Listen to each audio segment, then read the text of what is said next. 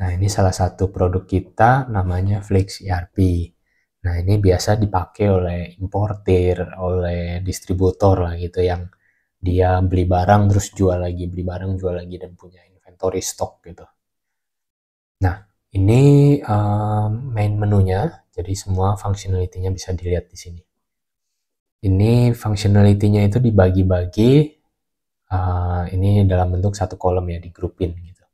Ini kolom pertama ini adalah accounting, kolom kedua ini adalah pembelian barang, jadi ini ada purchases, barang masuk, terus kalau kita ada retur ke vendor, ke supplier, terus kita bayar supplier juga akan masuk di sini.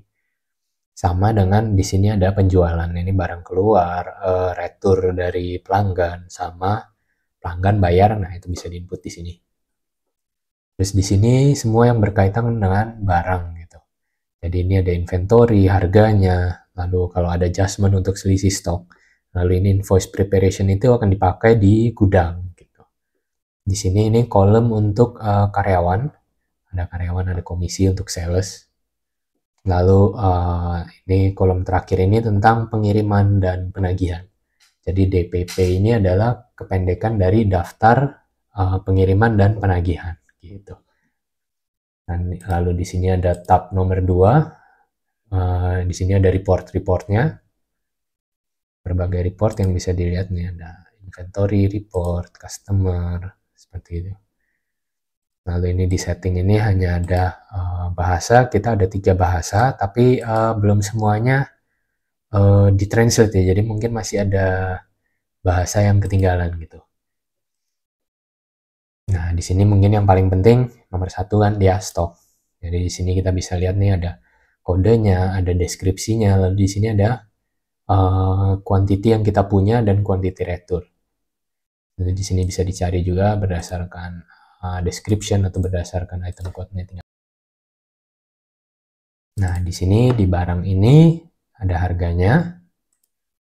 Lalu di sini juga ada reorder quantity. Dan setiap barang itu dia punya kategori TOP itu term of payment. Jadi pada saat kita bikin nota itu kan pasti ada jangka waktu temponya lah, misalkan 2 bulan atau 1,5 bulan gitu. Nah, ini setiap barang itu bisa dipisah-pisah berdasarkan term of payment-nya gitu. Jadi satu nota, jika misalkan term of payment-nya hanya 90 hari, jadi barang yang bisa di dalam nota itu yang bisa dimasukkan ke dalam nota, itu hanya barang-barang yang term of payment-nya itu hanya 90 hari, misalkan seperti itu. Gitu. Lalu ini ada berkaitannya juga dengan customer. Nah, ini jika kita lihat customer, ini kita ada informasinya. Lalu setiap customer dia punya credit limit. Dan juga customer ini juga dibagi-bagi menjadi kategori-kategori. Nah, ini kategori ini biasanya bisa dipakai untuk contoh customer kita, misalkan ada yang bagus, bayarnya tepat waktu, dan ada yang bayarnya nggak tepat waktu, molor, kadang macet gitu kan. Nah, ini customer ini kita bisa pisah-pisah menjadi kategori-kategori gitu. Nah, jadi kategori ini ada tingkatannya. Jadi kalau default dia full credit limitnya berapa nih? 2M. Nah, dia current credit limitnya sama. Nah, jika dia misalkan bayarnya susah, nyicil-nyicil gitu. Nah, ini kita bisa assign dia ke kategori kedua. Nanti credit limitnya akan diturunkan. Nah, ini untuk mengurangi resiko lah macet gitu. Jadi ini untuk pertanda kalau ini customer ini udah mesti hati-hati nih, jangan banyakkan utang gitu. Lalu ini sama, semakin turun lagi, di sini juga semakin turun lagi gitu. Lalu kita juga bisa set customer ini dia bisa boleh beli barang itu dari kategori apa aja gitu. Nah, ini karena kalau misalkan customer ini bayarnya susah, dia molor terus gitu. Kalau kita kasih barang yang yang term of payment yang jangka waktu temponya itu pendek, nah itu dia pasti nggak bakalan kuat bayar gitu. Jadi ini kita bisa melakukan restriction lah ke setiap customer gitu. Nah, ini customer ini dia boleh beli barang ini nggak gitu. Nah, itu ada satu. Lalu nah ini kategori yang saya bilang tadi, blok kategori namanya. Nah, ini dia, kita ada order 0123, lalu ini ada credit limit multiplier. Jadi pada saat dia diturunkan kategorinya, credit limitnya akan turun seperempat. Jadi tinggal 3/4. Nanti turun lagi jadi setengah, turun lagi jadi tinggal seperempat gitu. Lalu ini juga bisa kita kaitkan gitu. Jadi misalkan customer bintang 2 nih, untuk customer yang sulit bayarnya, kita bisa buatkan harga khusus untuk mereka gitu. Jadi misalkan karena misalkan kalau bayarnya susah itu kan kita bolak-balik, jadi cost-nya kan pasti lebih gede. Dan itu kita bisa kasih harga tambahan untuk mereka, harganya dimahalin untuk itu ngebayar ongkos bolak-baliknya tuh, bolak-balik untuk nagih gitu. Tapi itu nggak begitu penting lah kalau cuman satu gitu.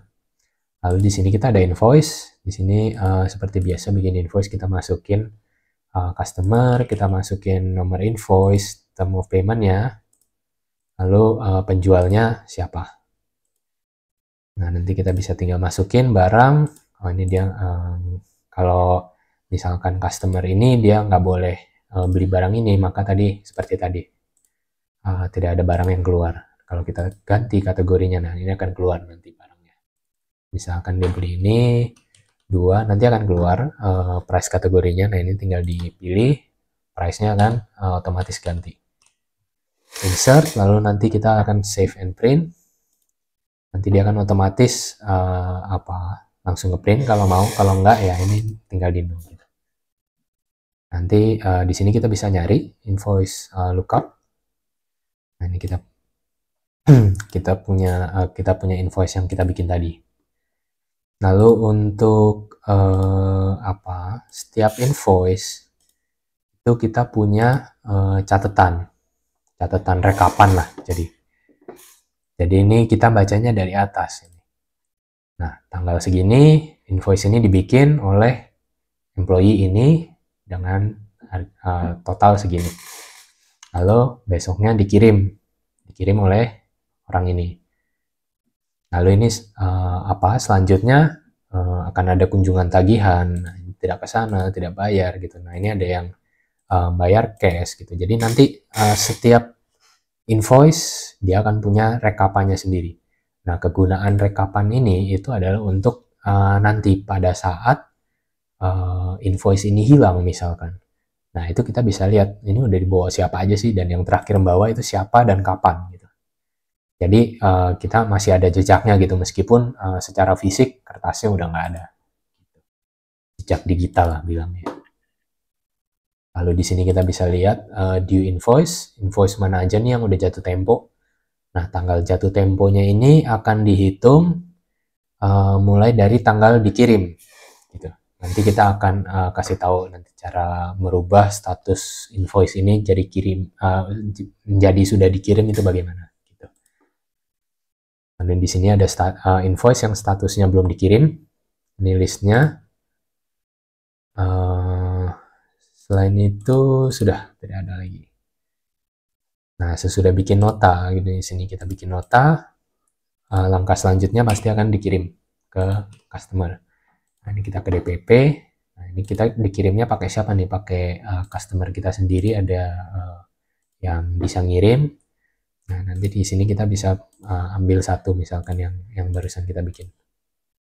Ini atau visit, nanti dia akan keluar. Nah, ini kita akan save. Gitu. Jadi anggapannya, hari ini nota ini dibawa oleh karyawan ini, gitu. Tapi itu belum merubah statusnya, jadi kita masih ada evaluasinya lagi. Jadi ini kita pilih customer yang tadi, ini sudah ada nomor invoice-nya yang tadi kita bikin, lalu di sini ada statusnya. Kalau dia terkirim, kita pilih terkirim. Kalau misalkan tokonya tutup, kita pilih tokonya tutup. Gitu. Jadi nanti ini alasan ini, status ini akan muncul di rekapan invoice yang tadi. Jadi contoh misalkan yang sudah terkirim, ada nggak ada. Nah, kita save. Nanti keluarnya hijau kalau misalkan kita tidak ke sana, nanti keluarnya merah. Gitu. Jadi misalkan terkirim. Kalau kita balik lagi, kita cari lagi nota yang tadi. Nah, di rekapannya ini dia akan keluar. Oh, ini karena tanggalnya sama gitu ya. Jadi ini terkirim tanggal segini. Gitu.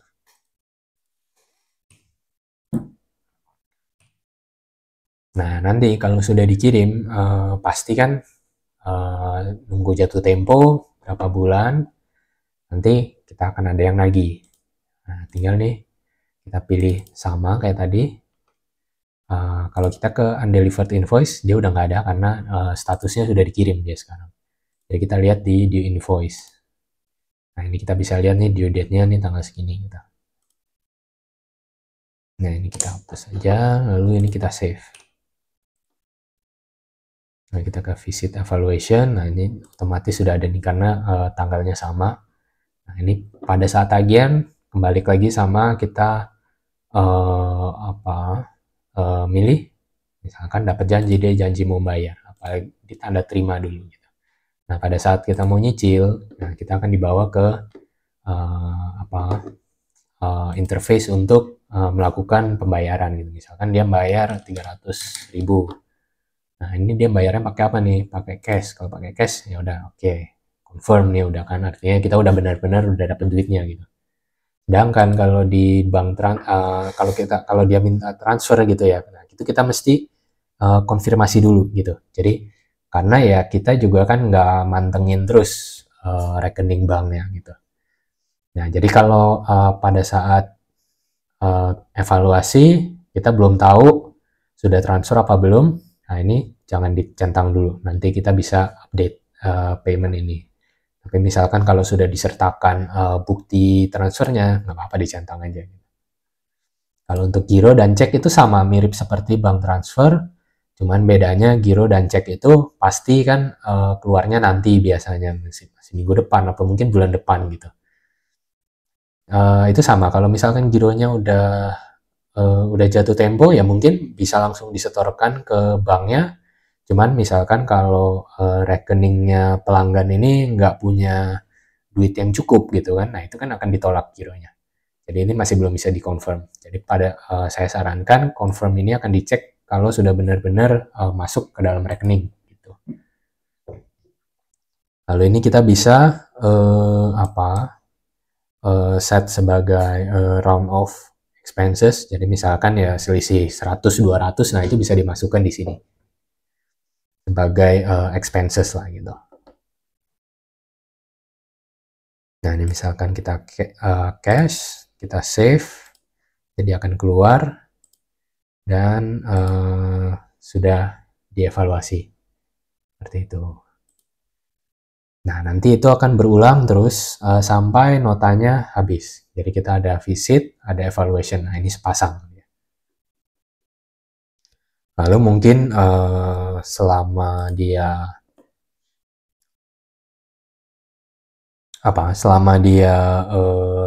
lagi nyicil mungkin ya ada barang retur. Nah itu barang returnya ini bisa dimasukkan ke dalam interface seperti ini. Nah ini nggak semua orang pakai, jadi kita ada 3 tipe retur ya. Jadi customer kita kasih barang rusak. Nah, kita kasih gantilah nih barang bagus gitu. Itu tipe pertama. Yang kedua ini yang biasa orang pada pakai gitu. Customer balikin barang rusak, oke lah kita potong nota dia belinya harga berapa gitu. Ini yang tipe kedua. Nah ini tipe ketiga ini agak jarang. Cuman karena nggak semua distributor dia atau importir dia nawarin seperti ini. Jadi jika si pelanggan kita ini nggak bisa jualan gitu misalkan ya udah setahun nih, barangnya masih sisa terus gitu kan, ya mendingan balikin aja gitu ke importirnya atau ke distributornya gitu, potong nota deh berapa gitu. Nah, itu bisa di sini. Ini tipe yang ketiga, potong nota barang bagus. Nah ini nanti implikasinya akan balik ke stoknya gitu, karena ini kita tuker dengan barang bagus artinya stok kita berkurang. Ini potong nota, barang bagus artinya stok kita nambah. Gitu. Jadi ini udah otomatis stoknya akan berubah sama dengan quantity yang dimasukkan gitu. Nah, ini nanti sesudah kita milih tipenya, nanti ini kita akan ditanya lagi, ini mau ditempelin ke invoice mana? Atau kalau ini ya tuker ya, kalau tuker mungkin nggak begitu masalah. Gitu. Nah, yang masalah nanti kan ini yang ada potong notanya. Nah, ini mau dipotongkan ke nota yang mana gitu. Nah, itu nanti akan dipilih di sini. Lalu sama seperti membuat nota, jadi dia tinggal kuantitinya berapa. Gitu.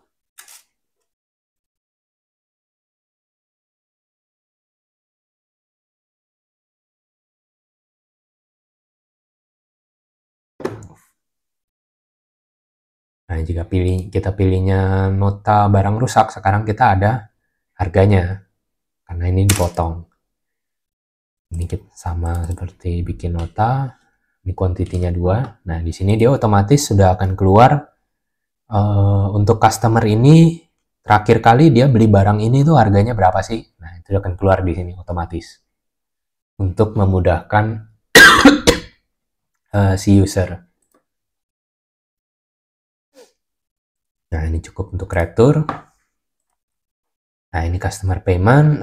Ini mirip seperti yang tadi kita lakukan pada saat evaluasi DPP. Ini kita tinggal pilih notanya, masukkan, dia bayarnya berapa, terus pembayarannya pakai apa, lalu ada expenses apa, tinggal di save. Seperti itu aja, sama persis. Kita bisa nyari juga pembayarannya. Ini misalkan yang ini, dia bayar tanggal segini, bayarannya segini, tipenya ini, terus dibulatkannya, pembulatannya berapa, dan bisa dihapus juga. Gitu. Terus di pembelian sama juga seperti penjualan, kita tinggal pilih vendornya aja.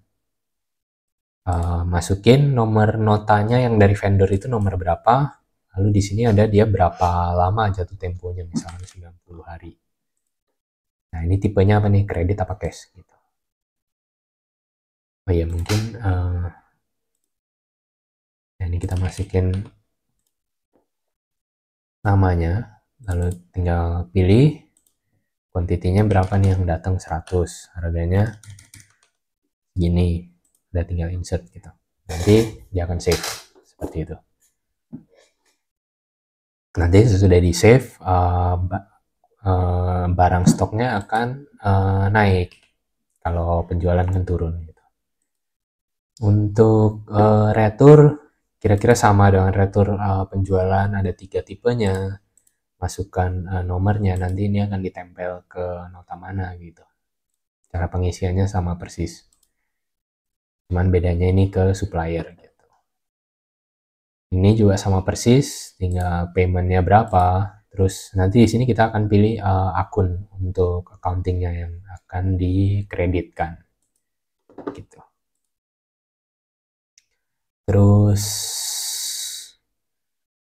yang kita perlu bahas lagi ada di inventory adjustment.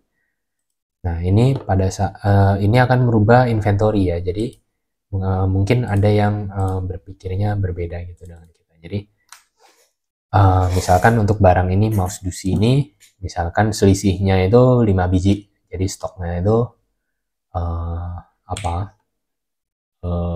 lebih rendah dari stok yang hasil stok opnam misalkan. Nah, ini kita tinggal tambahin 5 gitu. Jadi nanti dia akan nambah 5.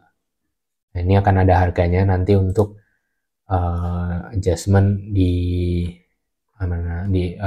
accountingnya gitu. Ini akan dimasukkan ke dalam expenses kalau nggak salah. Nah, kalau misalkan stok ini misalkan kebanyakan nih 5 gitu, kita tinggal kasih aja gitu minus 5 gitu. Nanti dia akan kurangin minus 5, dia akan mengurangi stok minus 5 gitu. Nah, ini ada catatan misalkan stok opnam Stock of 6 tanggal 12 bulan 6 tahun 2024. Dan kita tinggal save, nanti stoknya akan berubah seperti itu. Lalu kita ada invoice preparation. Invoice preparation ini kegunaannya adalah mengecek barang sesuai dengan nota. Jadi barang-barangnya ini dia akan ditempeli oleh QR code atau barcode gitu. Nah, itu nanti jika di-scan QR code itu, nanti akan keluar kode barangnya. Nah, nanti komputer ini yang akan nyocokin kode barang ini ada nggak di invoice ini gitu. Nah, ini contoh aja nih. Kita udah buka, nanti akan keluar nih barang-barangnya. Nah, terus kuantitinya ada berapa. Nanti pada saat di-scan QR code-nya, komputer software ini akan melakukan pengecekan gitu. Kode barang ini ada nggak? Kalau nggak ada, akan keluar error. Kalau ada, nanti akan ditanya, ini ada kuantitinya berapa gitu. Jadi nanti user akan masukkan gitu. Jadi barang yang akan nanti dikirim ke customer itu sudah dicek melalui scanner. Gitu. Jadi kemungkinan untuk untuk curang misalkan, ini barangnya ditambahin 1 gitu. Nah, kan sulit tuh. Atau barangnya susah, maksudnya kayak bungkusnya tuh mirip-mirip gitu, kita bisa ketukar misalkan kalau ini 24 inch sama 26 inch gitu kan, itu mungkin agak sulit juga ngebedainnya gitu. Nah, itu kegunaannya invoice preparation ini adalah melakukan pengecekan barang gitu. Jadi nggak ada barang yang salah kirim lah gitu-gitu.